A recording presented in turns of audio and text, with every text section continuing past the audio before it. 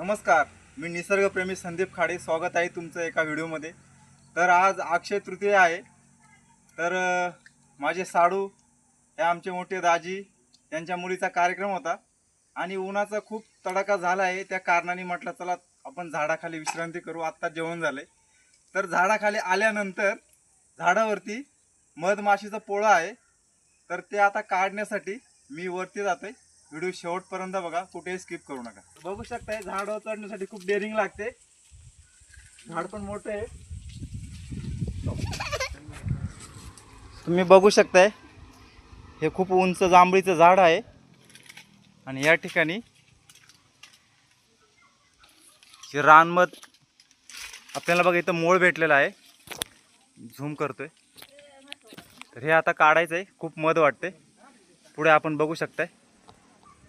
तर आपली पूर्णपणे मेहनत ही सक्सेस झालेली आहे. तर हा मध आपण काढला आहे आणि त्याला खूप मध पण होती. तर सांगायचं विशेष कारण हे आहे, हजारो फुलांच्या कर्कामधून जी मधमाशी मध आणत असते तर पूर्णपणे या पोळ्यामध्ये टाकत असते. ही मध जर आपण घरामध्ये स्टोअर करून ठेवली तर याचे खूप सारे फायदे आहेत आपल्या फिजिकलसाठी.